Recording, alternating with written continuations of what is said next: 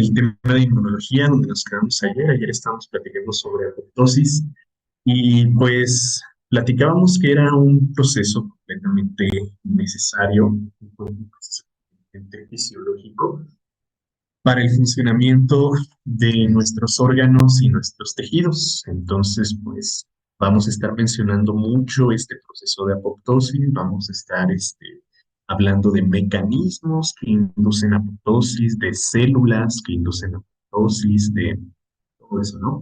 Y si mencionemos, pues ya sabemos qué es, ¿sí?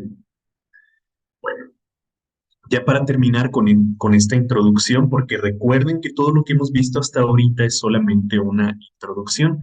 Vamos a hablar de los complejos de diferenciación o cúmulos de diferenciación o antígenos de diferenciación. Nos vamos a estar mencionando también en dos tipos particulares, ¿sí? Lo vamos a mencionar, bueno, en un tipo de células que tienen dos subtipos, ¿no? Estoy seguro que han escuchado por ahí de los linfocitos, linfocitos T, ¿no? Y han escuchado que los linfocitos T tienen dos correceptores, perdón, los correceptores CD4, ¿sí? Y CD8, ¿sale? Entonces, pues esto no es algo exclusivo de los linfocitos T. Todas las células tienen a sus complejos de diferenciación, ¿sí? Vamos a encontrar al CD9 en las células dendríticas o las células presentadoras de antígenos. Los macrófagos expresan CD27, ¿sí? Los neutrófilos expresan CD19. Entonces, pues estos CDs, vamos a ponerle aquí nada más para terminar, estos CDs no son exclusivos de los linfocitos T, o sea, son los que se describen, son en los que se describe mejor, ¿sí? Donde la función está más diferenciada y más, definida por este tipo de complejos de diferenciación, pero en realidad todas las células inmunológicas, todas tienen a estos complejos de diferenciación. ¿Qué son los complejos de diferenciación? Bueno, pues son proteínas, ¿sí? Que se encuentran en la superficie de nuestras células. Son proteínas marcadoras. Entonces, pues estas van a ser reconocidas por nuestro sistema inmunológico, ¿sí? Para determinar la diferenciación celular. Entonces, el CD o el complejo de diferenciación que encontremos va a definir el tipo de célula y por consiguiente la función de esa célula. Entonces, esto nada más se los quiero mencionar, nada más se los quiero platicar para que ustedes sepan que CDs hay en todas las células, no solo los linfocitos T tienen este CD4 y este CD8. Se encontrar en todas las células, ¿sí? ¿Y qué son estos CD, estos complejos de diferenciación? Proteínas de superficie, ¿sí? Que encontramos en la membrana plasmática de nuestras células, ¿vale? Para que otra vez hago énfasis en lo de siempre. No lo reduzcan a solo un tipo de mecanismo, un tipo de célula, un tipo de lo que sea, va a contar con esos seres. No hay que reducirlo solo a una fiesta. Bueno, terminada ya esta introducción, pues vamos ahora sí a los mecanismos de inmunidad innata, ¿sí? Fíjense todo lo que platicamos antes de entrar a los mecanismos de inmunidad, ¿sí? Vimos la definición de un antígeno, vimos qué es un antígeno, vimos qué tipo de biomoléculas para hacer los antígenos, hablamos del complejo mayor de histocompatibilidad, que es el encargado de reconocer a todas las células de nuestro organismo. Hablamos del complemento, que es algo que vamos a estar mencionando muchísimo. Mencionamos citocinas, mencionamos apoptosis, ¿sí? Entonces, antes de entrar a esto de la inmunidad innata, vimos un montón de cosas, ¿sí? Para que lo tengan bien en cuenta. ¿Sí? Si ahorita empiezo a hablar de algo que no entienden, vayan a revisarlo en los temas, bueno, los subtemas que vimos en la clase. Pues vamos a empezar con los mecanismos de inmunidad innata. Ya habíamos platicado al inicio de la clase que la inmunidad innata tenía sus ventajas y sus desventajas, ¿verdad? Tenía ventajas y desventajas. Una de las principales características de la inmunidad innata es que es un mecanismo que no requiere de presentación de antígenos, ¿sí? Eso es lo que la va a definir. Es un mecanismo que sirve como nuestra primera forma de defendernos, ¿no? Aporta, mire, como lo tenemos aquí, aporta la primera línea de defensa frente a agentes infecciosos, de patógenos biológicos, ¿sí? Entonces, pues vamos a ver que hay mecanismos celulares y mecanismos moleculares, importantísimo aquí, porque vuelvo a lo de hace un momento, no hay que reducir la cuestión de celular y humoral solamente a la inmunidad adquirida. También aquí en la inmunidad innata platicábamos, hay mecanismos tanto celulares como moleculares, ¿sí? Hay inmunidad celular y hay inmunidad humoral también aquí, ¿sí? Entonces lo que la caracteriza, como dijimos, es que pues ya está definido, ¿sí? Ya lo tenemos en nuestros genes antes de cursar por una infección. Entonces, ¿qué significa esto, chicos? Que como ya lo tenemos expresado por nuestros genes, vemos que esto significa que no requiere estímulo, ¿sí? Y recuerden que con estímulo me refiero a presentación de antígenos. No requiere presentación de antígenos, ¿sí? Simplemente con detectar a algo que no pertenece a mi cuerpo, bueno, se va a activar y va a mediar sus mecanismos de defensa, ¿sí? Entonces, como ya está activado, ¿sí? Ya lo tenemos antes de siquiera enfermarnos, sabemos que no requerimos presentarle el antígeno a los mecanismos de inmunidad innata. Por eso se llama innata, es con lo que nacemos, ¿sí? Es algo que ya tenemos en nuestros genes. Bueno, entonces no requiere de estímulo. Y como no requiere de estímulo, pues dijimos que iba a actuar de manera inmediata, ¿sí? Esas son sus principales ventajas. Entonces, ¿qué mecanismos de inmunidad tenemos como inmunidad innata? Tenemos primero, como primera línea de defensa, lo primero que se van a encontrar los patógenos van a ser barreras físicas y químicas, ¿sí? Barreras físicas y químicas, ¿como qué? Como los epitelios. Ya habíamos platicado cuando vimos histología que el tejido epitelial tiene la función de revestir para proteger. Entonces, pues, ¿cuál es el primer epitelio que se va a encontrar un patógeno antes de entrar a nuestros tejidos? La piel, ¿sí? Pero veremos que esta piel es capaz de producir sustancias microbicidas, ¿sí? En un momento vamos a platicar al respecto. Otro mecanismo de inmunidad que no requiere de estimulación, que simplemente debe reconocer algo como cuerpo extraño, son las células fagocíticas, los neutrófilos, los macrófagos y las células natural killer. Sí, nada más que aquí hay que hacer una pequeña aclaración. Ahorita platiquemos al respecto. Vamos a tener por ahí algunas proteínas solubles, proteínas que andan circulando en nuestros líquidos corporales, ¿sí? Que son, por ejemplo, las proteínas del complemento o algunas citocinas, ¿sí? Entonces tenemos como otro mecanismo proteínas solubles del plasma o de líquidos corporales. Y algún otro tipo de proteínas que son las citocinas, que como ya habíamos platicado, son el lenguaje de nuestras células. Entonces, fíjense que aquí las estoy clasificando en dos, ¿no? Los estoy poniendo como dos colores diferentes. ¿Por qué? Pues porque aquí vamos a hablar de células epiteliales y sus productos de secreción y células fagocíticas, por lo que estos dos primeros van a consistir en mecanismos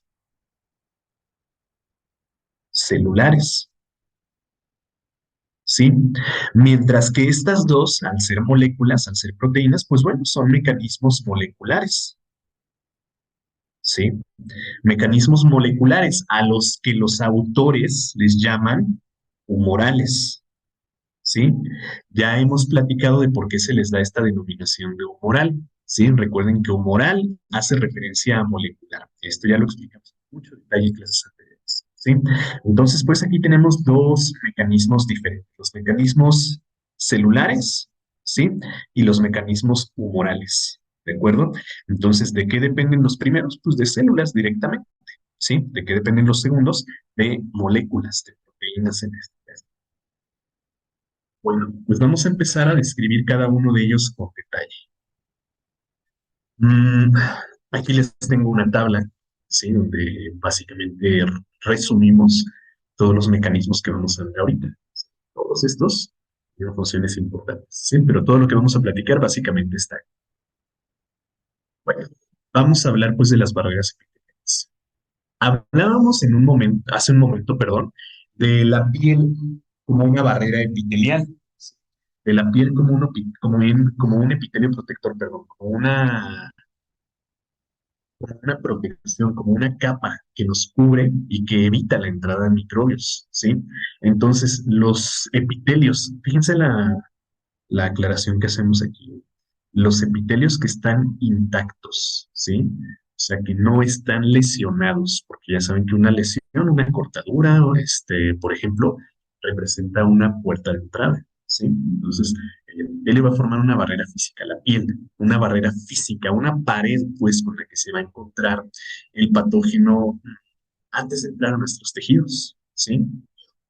Bueno, entonces, pues vamos a ver que como barreras epiteliales tenemos principalmente a la piel y las mucosas, ¿sí? Principalmente la piel y las mucosas, pero por ahí anda un tercero del cual vamos a hablar en un momento.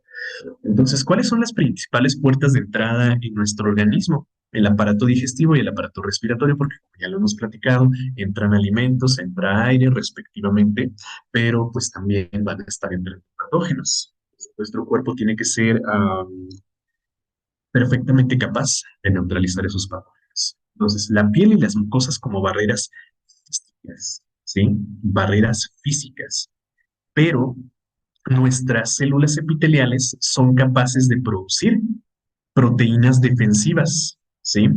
Moléculas defensivas, antibióticos defensivos, ¿sí? Antibióticos naturales, que funcionarían como barreras químicas, ¿sí? Barreras químicas.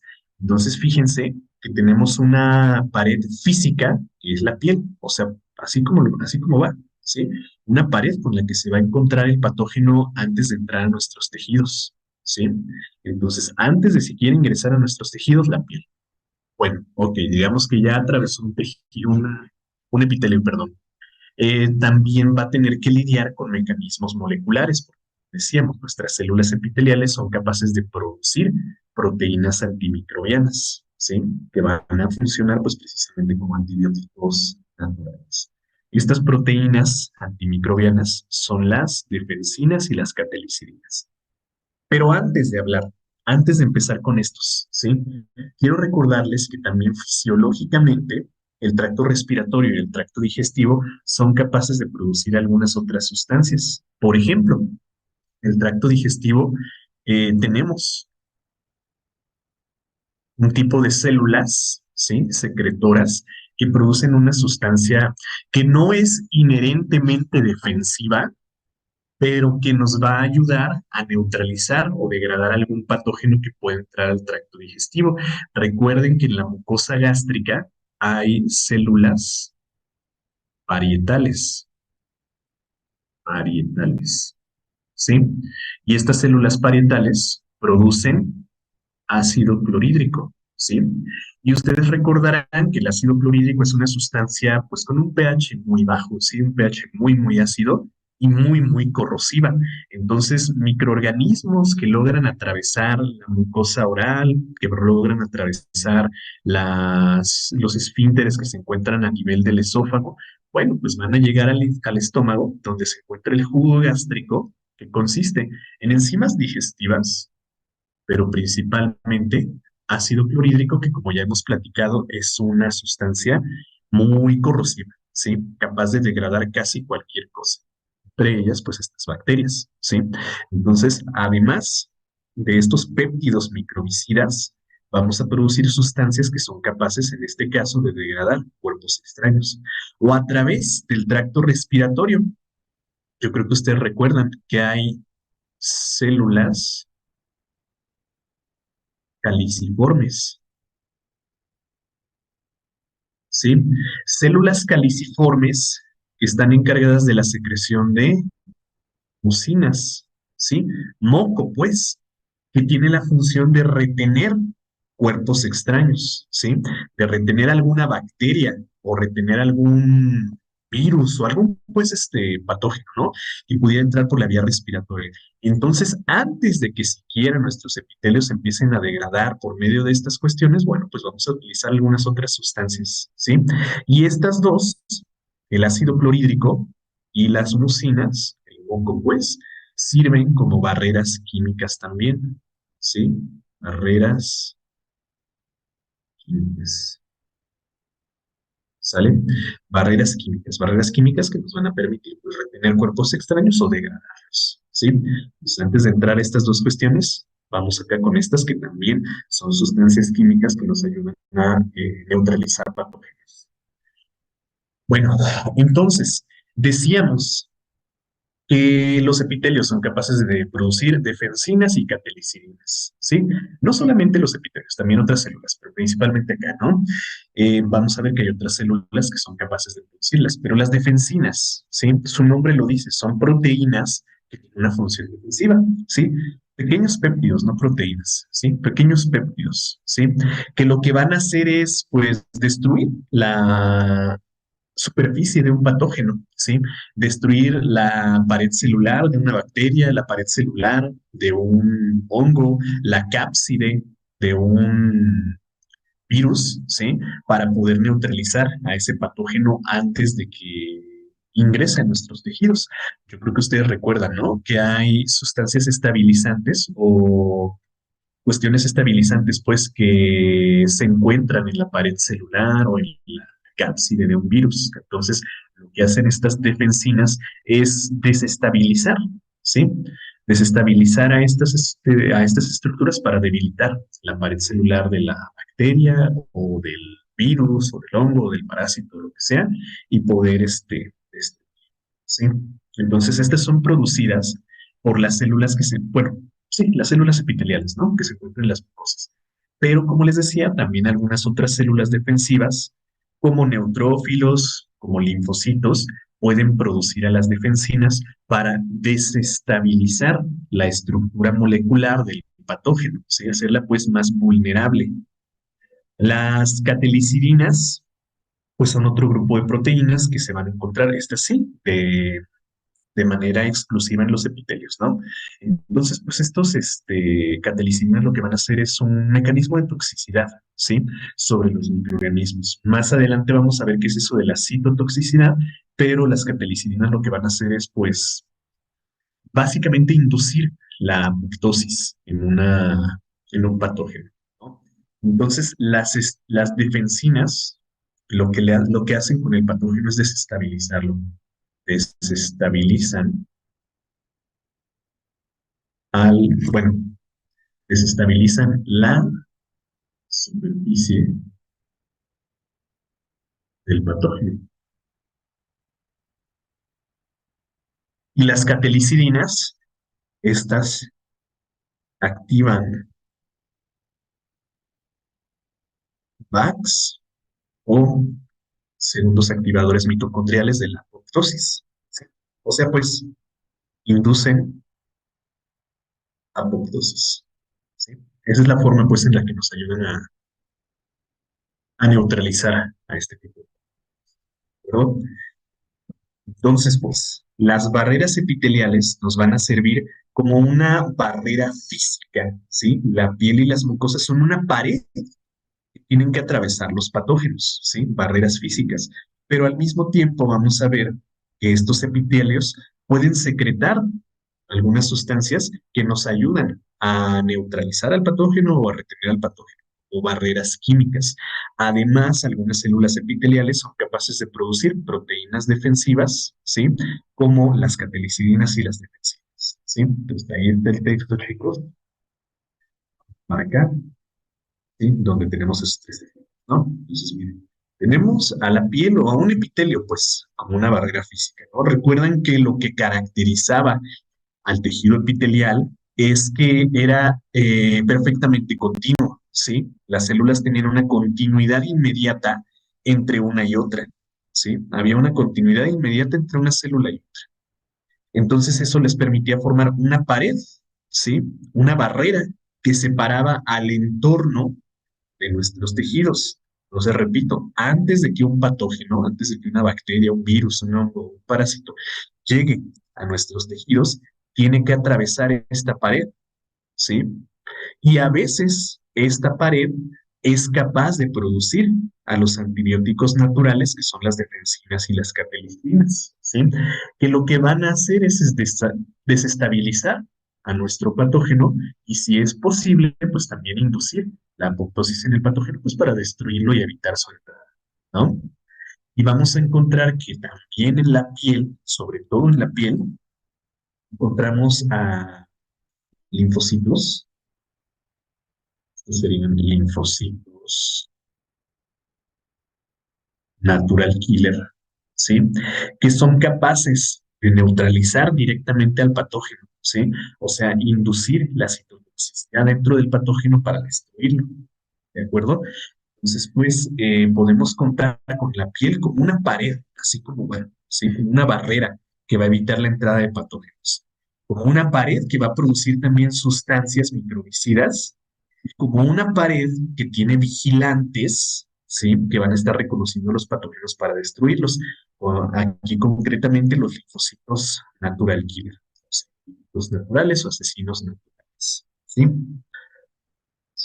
Ahí está la cuestión de las barreras físicas. ¿De acuerdo? A ver, hay algunas preguntas por acá. La piel sería uno de ellos, exactamente, sí. Hablando de un epitelio protector, pues la piel es el principal. ¿Cómo es que las bacterias y los virus que entran al cuerpo por medio del aparato digestivo pueden sobrevivir al ácido clorhídrico del estómago y causar enfermedades? Bueno, pues hemos platicado, ¿no? A ver, vamos a recordar rápido. Ya se nos platicó cuando vimos microbiología, ¿no? Pero hemos platicado que una bacteria cuenta con su membrana plasmática, ¿sí? Y además de la membrana plasmática, en la parte exterior, pues tienen una capa de peptidoglucano, una red de polisacáridos que forma la pared celular, ¿sí? Que forman a la pared celular. Y entonces hay algunas bacterias, no todas, ¿eh? Algunas bacterias que son capaces de producir, además de su pared celular, pues una cápsula, ¿sí? Que las va a rodear y les va a proporcionar todavía más protección, más estabilidad, ¿sí? Entonces, pues hay bacterias que llegan al estómago, entran en contacto con el ácido clorhídrico, pero su cápsula, su pared celular son capaces de resistirlo, ¿sí? Y llegan al intestino delgado para colonizar. Entonces pasa. Hay parásitos como las amibas principalmente, que nosotros encontramos o consumimos en forma de un trofozoito, ¿no? Como una amiba así libre. Entonces, cuando entran al, al estómago, al tracto intestinal, y llegan al estómago, para resistir esos mecanismos de inmunidad, adoptan su forma de quiste, ¿sí? Y se hacen mucho, muy resistentes porque van a engrosar su pared celular y además van a sintetizar una pared externa. Y los virus, pues hemos platicado que tienen su cápside, ¿sí? Pero algunos son capaces de producir también una envoltura que los protege, ¿sí?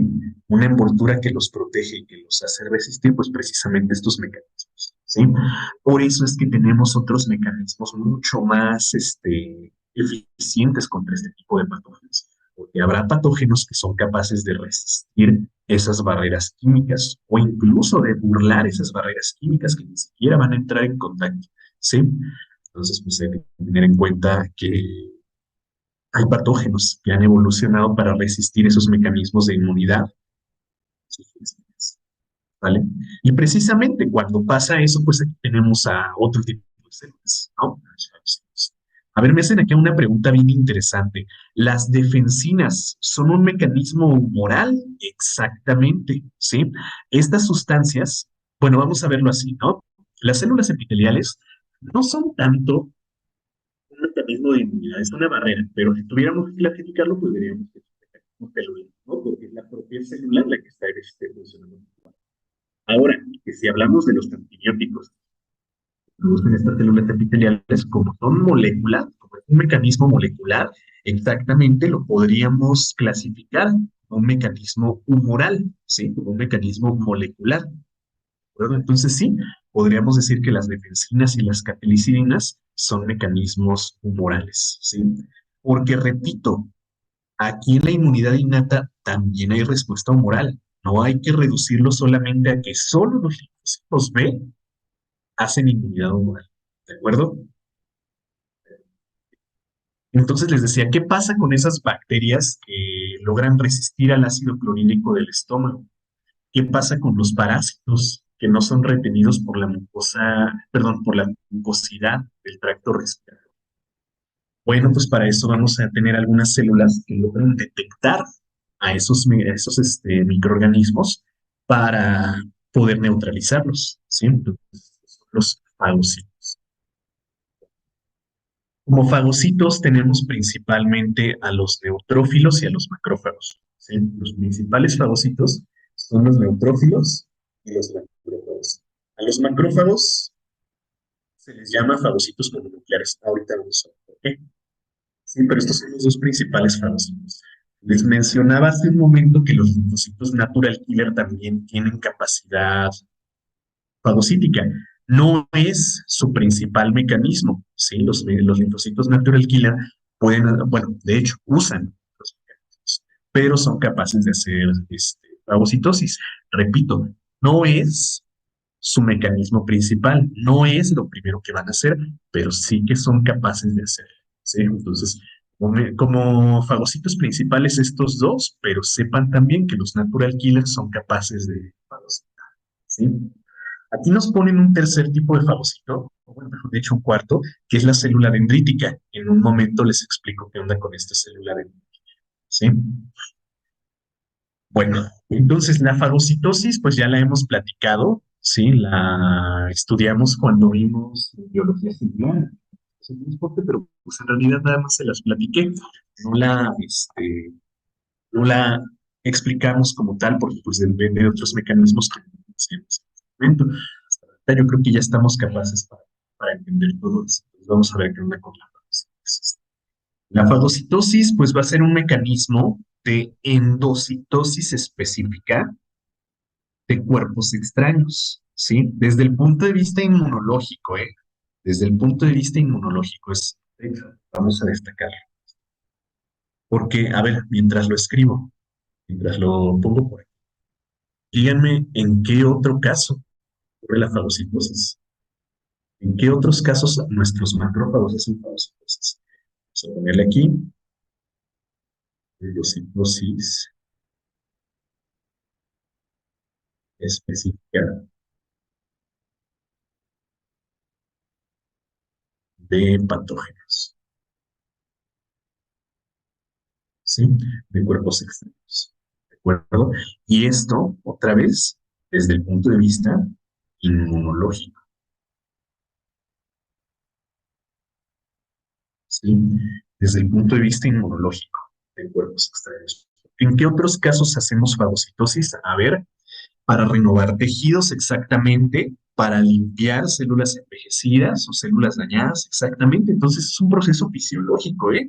No solamente lo vamos a encontrar en el estado patológico, para renovar a nuestros propios tejidos, como los osteoclastos que fagocitan hueso dañado o hueso envejecido, o los histiocitos que fagocitan fibras del tejido conjuntivo, fibras de colágeno, fibras elásticas, ¿sí? Es un proceso completamente fisiológico, pero desde el punto de vista inmunológico es la endocitosis específica de patógenos, de cuerpos extraños, ¿sí? Y entonces, al endocitar lo que vamos a hacer es destruir a estos patógenos, estos microbios en este caso, ¿sí?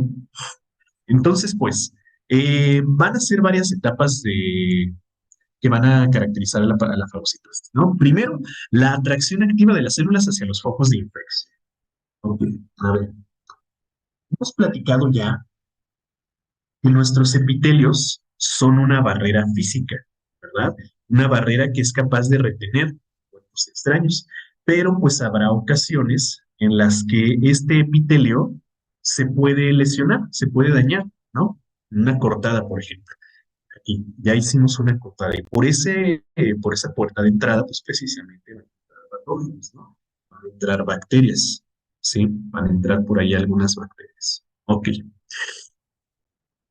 Pues estos epitelios, recuerden que son capaces de producir a las catequicinas y a las defensinas, que los van a empezar a neutralizar. Además, ya en el tejido conjuntivo, ya dentro de nuestros tejidos, tenemos al sistema de complemento. ¿Se acuerdan qué era el complemento? A ver, escríbanme qué era el complemento. ¿Se acuerdan? ¿Qué era eso del complemento? A ver, ¿quién recuerda?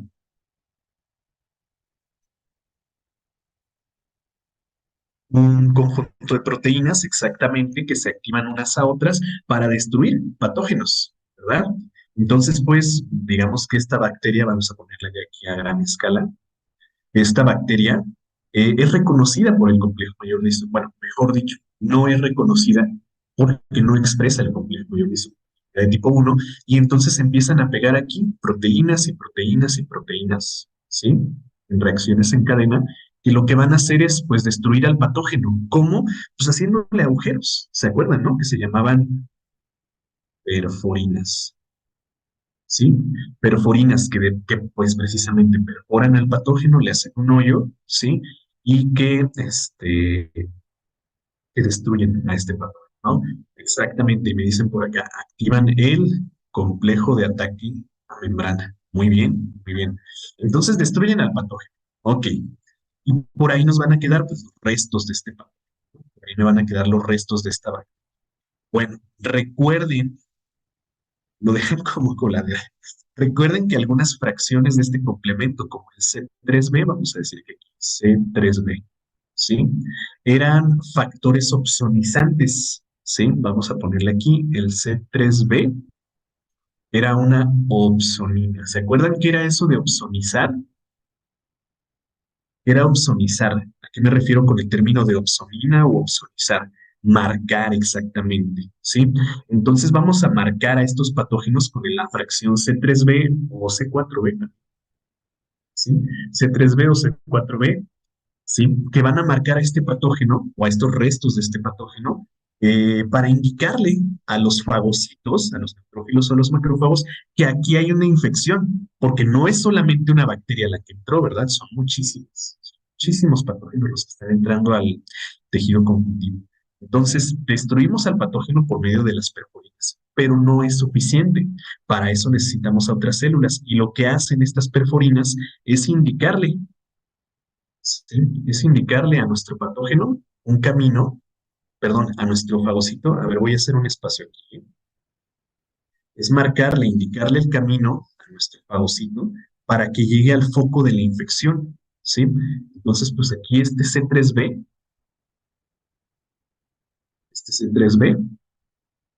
o C4b son capaces de marcar al patógeno. Además, aquí en esta lesión vamos a tener por ahí algunos marcadores moleculares que se llaman DAMP. Ahorita les digo qué significa DAMP y PAMP, ¿sí? Por sus siglas en inglés. Ahorita van a ver a qué voy con todo esto, ¿eh? Ahorita van a qué me refiero con todo esto. Entonces, estos DAMP, por sus siglas en inglés, son los patrones moleculares asociados, asociados a daño, ¿sí? Porque si hubo una lesión tisular, ¿sí? Si hubo una lesión tisular, se van a liberar por ahí algunas citocinas que le van a indicar al cuerpo que ahí hay un daño, ¿sí? Entonces hay patrones moleculares asociados a daño que van a ser reconocidos por nuestras células. O estos de acá, los PAM, que son patrones moleculares asociados, pero a patógenos, ¿sí? Porque como decíamos, una lesión a un epitelio va a permitir la entrada, va a servir como una puerta de entrada que permite pues el ingreso de algunos patógenos, ¿no? Entonces, al reconocer a esos patógenos, nuestro sistema inmunológico va a empezar a actuar por medio del complemento, por medio de anticuerpos, por medio de un montón de mecanismos, ¿no? Pero hablando de la respuesta innata, pues actuará el complemento que lo que va a hacer es perforar y destruir. Entonces, esa destrucción nos va a dejar ahí a dos factores, perdón, a dos fracciones que pueden ser factores opsonizantes, ¿sí? Que marcan, que le ponen ahí como una banderita, este patógeno, indicándole a una célula que anda circulando ahí por el torrente sanguíneo, ¿no? Como un monocito.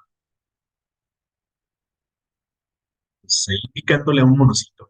Por medio de estos patrones moleculares asociados a daño, patógenos, allá afuera hay una infección. Entonces, lo que va a hacer este monocito es salir por un proceso que se llama diapédesis, acuérdense, así como proyecciones de su citoesqueleto para modificar su morfología y salir, ¿sí? Del vaso sanguíneo para convertirse en un macrófago y empezar a fagocitar a estos patógenos que llegaron a entrar, ¿de acuerdo? Entonces, pues necesitamos todo un mecanismo de atracción de los fagocitos hacia el foco de infección, ¿sí?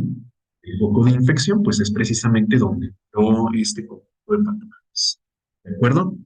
Entonces, ¿se entiende, chicos, a qué me refiero con eso de atracción activa? ¿Sí? Que no solamente, no es que el macrófago llegue y aparezca ahí nada más, no, le tenemos que indicar cómo, pues con mecanismos moleculares, ¿sí? Con atractores químicos. Entonces, tenemos que atraer al fagocito hacia donde están estas bacterias, ¿de acuerdo? Ahora, pues tenemos que ir censando a todos los componentes de este medio, ¿sí? Entonces tendremos que reconocer a los microbios. ¿Cómo vamos a diferenciar a los microbios de las células que son propias? ¿Cómo sé qué sí es mío y qué no es mío? ¿Quién recuerda?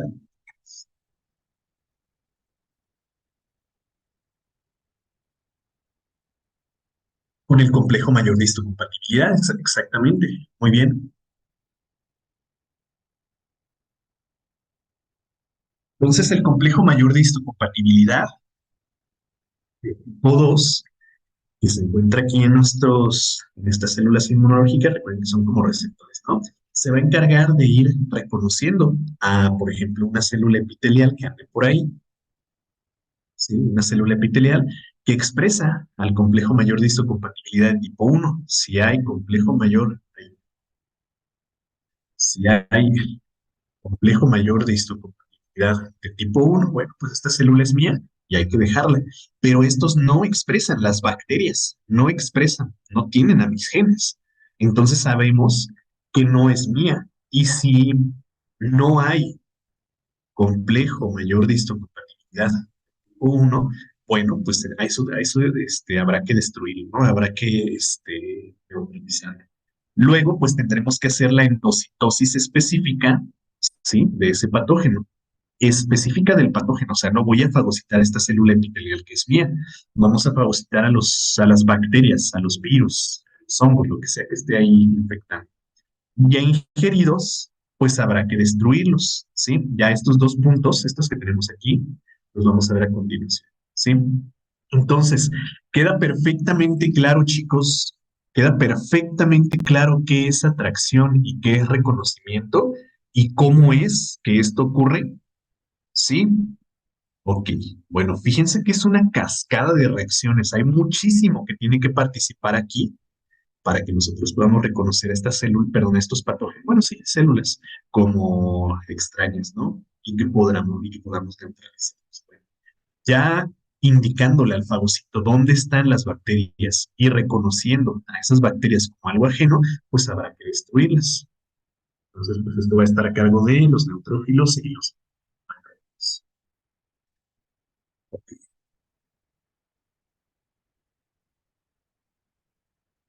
Miren, a ver, para ejemplificar o para poner de forma gráfica esa cuestión de atracción específica, quiero que vean, a ver, antes que nada, ¿se acuerdan? Miren, vean, que en el vaso sanguíneo, sí ven, ¿no? Que aquí en el vaso sanguíneo nosotros tenemos a nuestro neutrófilo, o monocito, o sea, como una célula perfectamente esférica, pero dijimos que cuando reconocen a un patógeno, modifican su morfología gracias a su citoesqueleto. Entonces, quiero que noten esa cuestión aquí en este video que vamos a ver a continuación, ¿sí?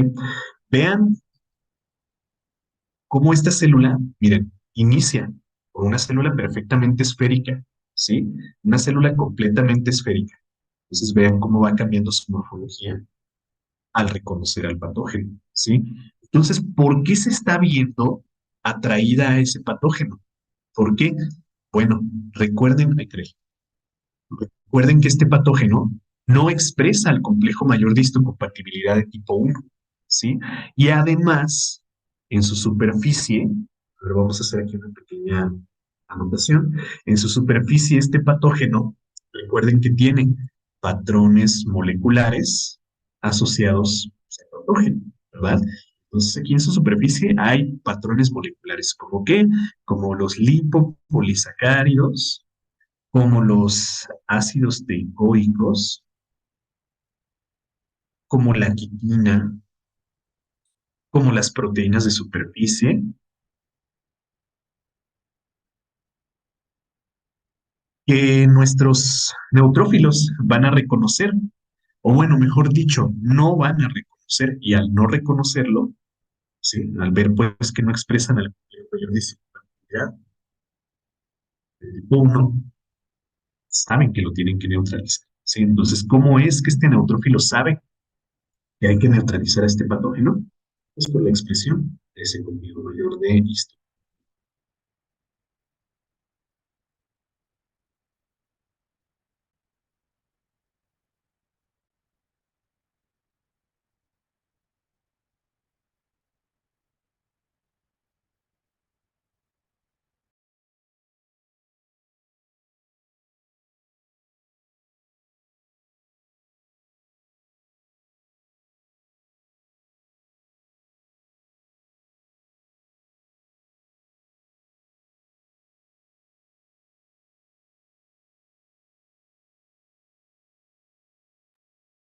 Y bueno, pues aquí en este video ustedes pudieron apreciar esas etapas de la fagocitosis de las que hablábamos, ¿no?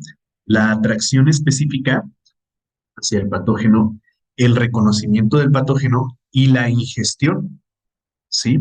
La ingestión de ese patógeno. Entonces ahí vemos cómo nuestro fagocito se ve atraído por los patrones moleculares asociados al daño, por el complejo mayor de histocompatibilidad a este patógeno. Lo reconoce como algo que hay que fagocitar, ¿sí?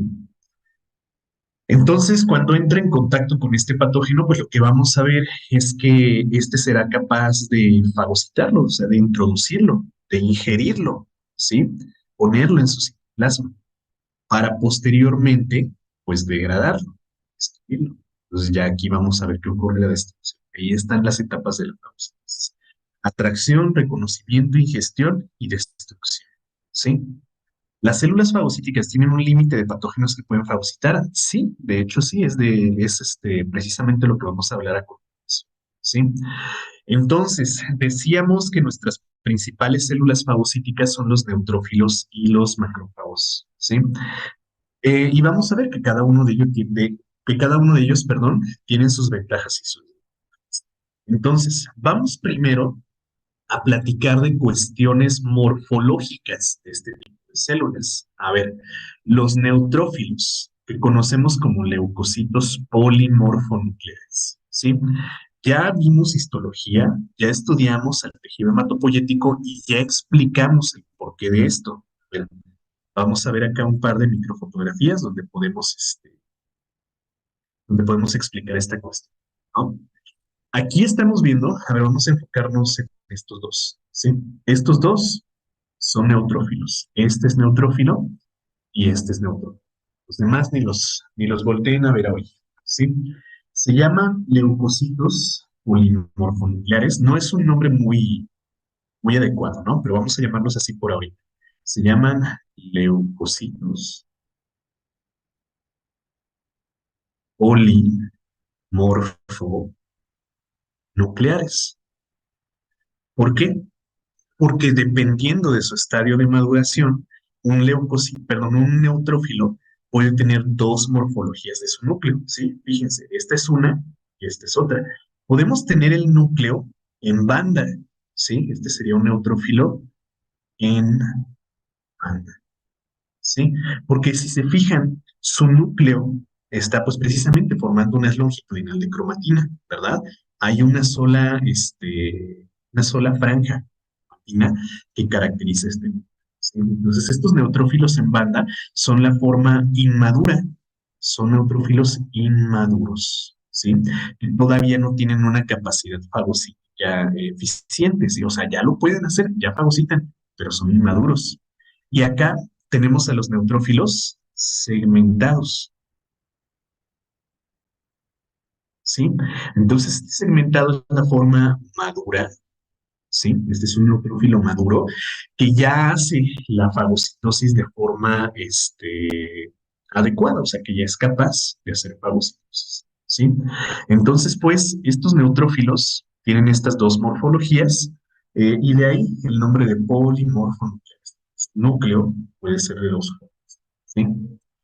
A ver, cuando es polimorfonuclear es porque es un núcleo. Ajá, exactamente, muy bien, exactamente. A eso nos referíamos. No nos tenemos que aprender todo esto todavía, ¿verdad? Pues no, no se lo tienen que aprender. No es algo que les vayan a preguntar a su examen de admisión, pero pues sí sería muy bueno que entendieran el porqué de las cosas, ¿no? Entonces, pues a estos polimorfonucleares se les llama así por estas cuestiones, ¿no? Pero no te preocupes, no es algo que les vayan a preguntar en su examen de admisión. Pero sí me encantaría que lo entendieran.